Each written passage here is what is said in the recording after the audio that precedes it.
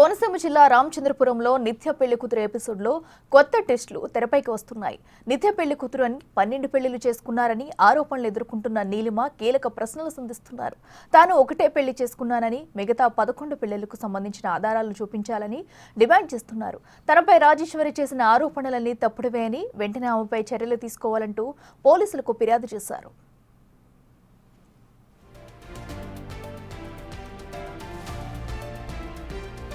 తాను పెళ్లి చేసుకున్న భాను పచ్చి మోసగాడని, తనకు హిందువునని చెప్పి గుళ్ళో పెళ్లి చేసుకుంటానని చెప్పారని, కానీ ముహూర్తం సమయానికి ముందే తమ ఇంటికి వచ్చి బెడ్రూమ్లో తాళి కట్టినట్టు చెబుతున్నారు నీలిమ. అంతేకాదు పెళ్లి చేసుకున్నాక కానీ తనకు డైవర్స్ అయినట్టు చెప్పలేదని చెబుతున్నారు ఆమె. నా పేరు బేతిగిరి నీలిమ అండి. మాది రామచంద్రపురం. 2023లో నాకు పెళ్ళిళ్ళ పేరమ్మ ద్వారా సంబంధం అయితే వచ్చిందండి. అతను చర్చి పాస్టర్ అంట, చాలా చర్చిలు కూడా ఉన్నాయంటండి అతనికి. వాళ్ళు 2 days ముందు వస్తామని చెప్పి మాకు ఇన్ఫర్మేషన్ ఇచ్చి థర్డ్ డే నైట్ వచ్చారండి. మార్నింగ్ నుంచి వెయిట్ చేస్తే రాలేదు. నైట్ వచ్చి 7:30 ఆ టైంకి వచ్చారండి.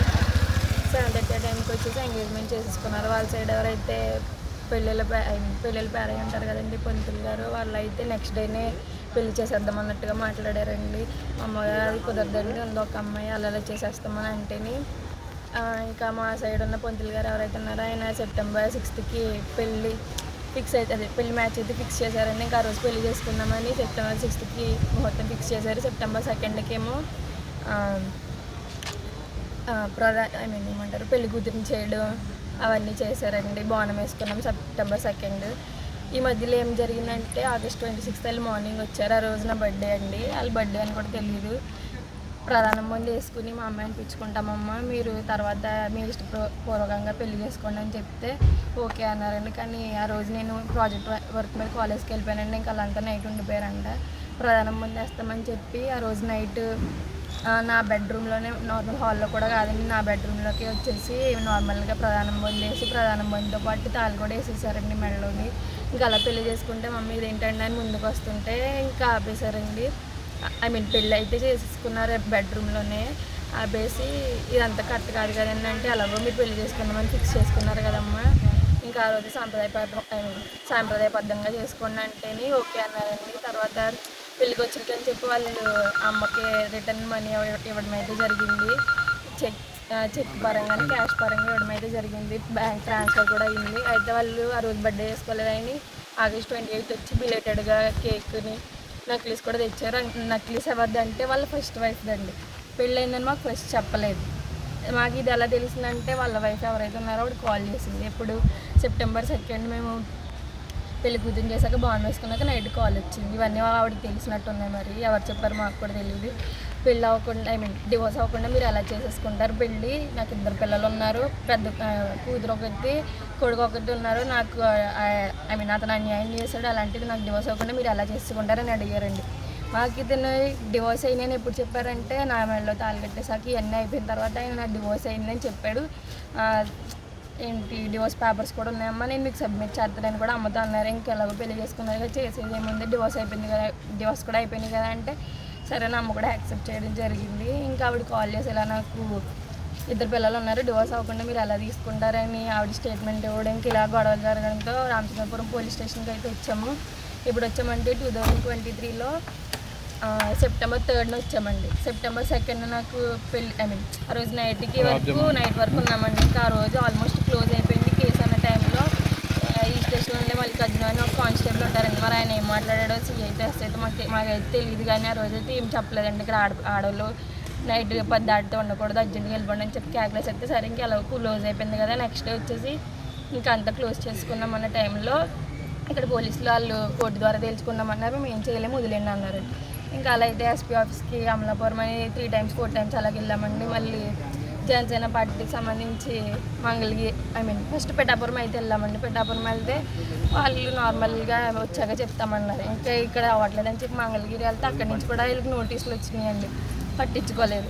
ఇంకా మళ్ళీ మా ఊరు వాసింశెట్టి సుభాష్ గారు మినిస్టర్ దగ్గరికి వెళ్తేనే ఆయన నార్మల్ ఫస్ట్ కొంచెం ఫర్గానే మాట్లాడారండి. వీళ్ళకి ఏం న్యాయం కావాలో అలా చేసేయండి అని చెప్పి మా ఊరు పోలీస్ స్టేషన్లో ఎస్ఐ గారికి చెప్పడం అయితే జరిగింది. వీళ్ళు ఇంకేం పట్టించుకోలేదు. ఇంక ఇలా కాదని మళ్ళీ వెళ్తే లాస్ట్ టైం వెళ్తే ఇంకా అక్కడ మీడియా వాళ్ళు అయితే ఉన్నారండి. ఎస్పీ ఆఫీస్కి వెళ్తేనే ఏంటమ్మా అని మా అమ్మగారు గొడవలు ఆడుతుంటేనే ఇంకా అక్కడ ఎస్పీ ఆఫీస్లో పోలీసులు పిలిచి ఇంక కేసు ఏంటి అన్నీ చూసుకున్న తర్వాత మా అమ్మగారికి చెప్తే ఇంకా మా అమ్మగారు కేసు అక్కడ ఫైల్ చేసిన తర్వాత ఇక్కడికి వచ్చిందండి. అది కూడా అట్ లాస్ట్కి వచ్చిందండి. అంటే మంగళగిరిలో ఫైట్ చేస్తే ఇక్కడికి వచ్చిన తర్వాత వీళ్ళకి కోర్టులో హీరింగ్ ఉందండి. మొన్న 4 days బ్యాక్ హీరింగ్ అయితే ఉంది. ఫస్ట్ హీరింగ్కి రాలేదండి. తర్వాత నెక్స్ట్ డే మా తమ్ముడికి కాల్ చేశారు. మా తమ్ముడికి కాల్ చేసి బెదిరించారు. అవి కూడా అన్ని వాయిస్ రికార్డులు విత్ ప్రూఫ్స్తో కూడా ఉన్నాయండి. ఇంకా నిన్నేమో మీడియాలో ఇలాగ ప్రూవ్ చేశారు. ఇదంతా అతనితో పెళ్లి జరిగింది అయితే వాస్తవమేనండి. అది కూడా నా బెడ్రూమ్లో జరిగింది. ఫొటోస్ కూడా అన్ని ప్రూఫ్స్ ఉన్నాయి. కానీ 12 మంది అనేది ఏదైతే ఉందో అదైతే ఫేక్ అండి. 12 మందిలో అతను ఒకటి కాబట్టి 11 ఒకటి తీసేస్తే ఇంకా 11 మంది ఉంటారు. ఆ 11 మంది విత్ ప్రూఫ్స్తో నాకు కావాలి. అందులో ఎవరైతే మాస్కులు పెట్టుకుని బ్యాండ్లు పెట్టుకుని చెప్పారో వాళ్ళ పిల్లల్ని చేసుకున్నామని వాళ్ళు కూడా ప్రూఫ్స్ కావాలండి. ఎందుకంటే వాళ్ళందరూ వాళ్ళ రిలేటివ్స్, అవి కూడా మా దగ్గర ప్రూఫ్స్ ఉన్నాయి. వాళ్ళ రిలేటివ్స్ని పెట్టుకుని కొవ్వూరు, నర్సాపురం, పాలకొల్లు అని చెప్పిన పాలకొల్లు అయితే వాస్తవం అండి. కానీ కొవ్వూరు, నర్సాపురం అయితే అది ఫేక్ అండి. దానికి అన్ని ప్రూఫ్స్ తెస్తే వాళ్ళకి ఏం చెప్తే చదివానండి. లేదంటే ఇంకా న్యాయం చేయాలని కోరుకుంటున్నామండి. మీ మీద అంత ఆరోపణ చేయవలసిన అవసరం వాళ్ళకి ఏముంది? మీ మీద అంత ఆరోపణ చేయవలసిన అవసరం ఆవిడ పెద్దగా వాళ్ళ సైడ్ ఏవో గొడవలు ఉన్నాయంటండి. గొడవలు ఉంటేని ఈ పెళ్లి కొడుకు అయితే ఎవరైతే ఉన్నారో మా మీద ఫేక్ న్యూస్ స్ప్రెడ్ చేస్తున్నాడు. వాళ్ళ అమ్మగారికి వాళ్ళ ఫస్ట్ వైఫ్కి సంబంధించి ఏవో గొడవలు ఉన్నాయంటండి. ఇవన్నీ మేము బయట పెట్టేసాము. ఇది ఏంటంటే చర్చ్ అనే పేరుతో మోసం చేసి అక్కడ చర్చిలోకి వెళ్ళి అమ్మాయిలందరినీ వేరే కంట్రీస్కి పంపుదామని జాబ్ ఇప్పిస్తామని చెప్పి వేరే కంట్రీస్కి పంపుతున్నారండి. ఇది అక్కడ జరుగుతుంది. మేము బయట పెట్టామని చెప్పి ఇప్పుడు ఇంత గొడవ పాస్టర్ అండి. అండ్ ఆల్సో అదే మాదేమని చెప్పారంటే అండి, ఫస్ట్ మేము అసలు నేను అయితే పాస్టర్ కాదమ్మా, నేను గుళ్ళకి వెళ్తానని చెప్పి పెళ్లికి ఒప్పుకున్నాడండి. ముహూర్తం గోవిందులో కూడా అన్నవరంలో పెళ్లికని రాసింది. నేను గుళ్ళకి ఇక్కడ వెళ్తానమ్మా, గుడ్ ప్రాబ్లం అయితే ఏముండదో, నేను ఎవ్రీ వీక్ కూడా తీసుకెళ్తానని చెప్పి నాతో అన్నారండి. నెక్స్ట్ ఏంటంటే నా తమ్ముడిని చదివిస్తానన్నారు. ఆ టైంలో అమ్మకి హెల్త్ బాగోలేకపోవడంతో ఇంకా మేము ముగ్గురమే కదా, మా తమ్ముడు లైఫ్ కూడా బాగుంటుందని నేను ఆ పెళ్ళికి అయితే ఒప్పుకున్నాను. కానీ ఇంత పెంట చేస్తారండి. నమస్కారం. పాలకొల్లు గ్రామానికి చెందిన గుర్రం రాజేశ్వరి అనే మహిళ నిన్న పీజీఆర్ఎస్ నందు ఒక పిటిషన్ ఇవ్వడం జరిగింది. ఆమె రామచంద్రపురానికి చెందిన ఒక నీలిమ అనే మహిళ 12 మందిని వివాహం చేసుకుని మోసం చేసి బ్లాక్మెయిల్ చేసుకుందనే విధంగా ఆవిడ అలిగేషన్ చేయడం జరిగింది. ఆ అలిగేషన్స్ మీద నిన్న విచారించడం జరిగింది మేము.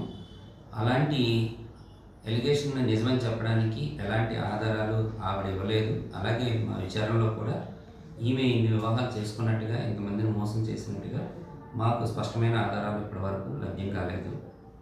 వీరికి ఈ గుర్రం రాజేశ్వరి అనే మహిళకి అలాగే గతంలో పాత గొడవలు ఉన్నాయి. ఈ నీలిమ అనే ఫ్యామిలీ మెంబర్స్కి, గుర్రం రాజేశ్వరి ఫ్యామిలీ మెంబర్స్కి గతంలో పాత గొడవలు ఉన్నాయి. వాటిని పురస్కరించుకుని వారి ఇరువురు కూడా ఒకరి మీద ఒకరు కేసులు పెట్టుకోవడం జరిగింది. ఆ కేసులు ప్రస్తుతం కోర్టులో ట్రయల్ నడుస్తూ ఉన్నాయి.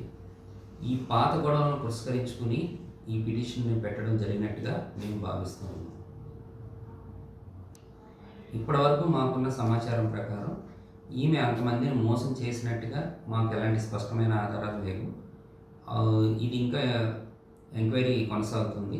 అలాంటి ఆధారాలు ఏమైనా ఉంటే ఫర్దర్గా తెలియజేస్తాం. ప్రస్తుతానికైతే అలాంటి ఆధారాలు ఎలాంటివి మాకు కనిపించలేదు. మా పాపేనండి. అతను చర్చి పాస్టర్ అండి. పాస్టర్లే హిందూ అని చెప్పి పెళ్లి చేసుకుని మోసం చేసి చర్చికి వచ్చిన అమ్మాయిలందరినీ వేరే చర్చిని ప్రార్థన అని చెప్పేసి వేరే ఊర్లో నాకు కంపెనీ ఉంది, హైదరాబాద్లో కంపెనీ ఉంది, జాబ్లు ఇప్పిస్తానని చెప్పి తీసుకెళ్ళి ఆయన వేరే కంట్రీలకు అమ్ముకుంటున్నాడు. అది మొత్తం అందరికీ తెలుసున్నా కూడా చాలామందికి దాన్ని బయటకు రావట్లేదు. ముందర భార్యకి మొత్తం సమస్తం తెలిసి ఆవిడని చంపేస్తానని వీళ్ళు బెదిరించడంతో ముందర భార్య బయటకు రావట్లేదు. మొత్తం భార్య చెప్పింది. అక్కడ మేము ఎంక్వైరీ చేస్తే ఎంక్వైరీలో కూడా తెలియదండి ఇతను మా ఆడవాళ్ళని వేరే కంట్రీలకు తీసుకెళ్ళి అమ్ముకుంటాడని. ఆల్రెడీ ముందర భార్యని చంపించేస్తానని వాళ్ళ అమ్మని కట్టి బెదిరించాడు. అందుకని ముందర భార్య రావట్లే. నెక్స్ట్ వాళ్ళ ముందర భార్య వాళ్ళకి ఒకళ్ళు సపోర్ట్ చేశాడని అతని టార్చర్ పెడితే వీళ్ళు టార్చర్ తట్టుకోలేక అతను చచ్చిపోయాడు. ఆల్రెడీ ఆ కేసు కూడా నడుస్తుంది. ఆడి మీద చాలా కేసులు పెళ్ళం పెట్టింది. ఆ కేసు కన్నాడికి వీడు చంపేస్తానని బెదిరించడంతో ఎవరు కూడా బయటకు రావట్లేదండి. మేము ఇవన్నీ నిలదీసామని చెప్పి మా పాపకు 12 పెళ్ళిళ్ళు అని చెప్పి ఇచ్చేసాడు. కాబట్టి ఆ 11 మంది పెళ్లి కొడుకుని తీసుకొచ్చి రామచంద్రపురం తేల్చమని చెప్పండి. కొంచెం అదొకటి పుణ్యం చేసుకోండి.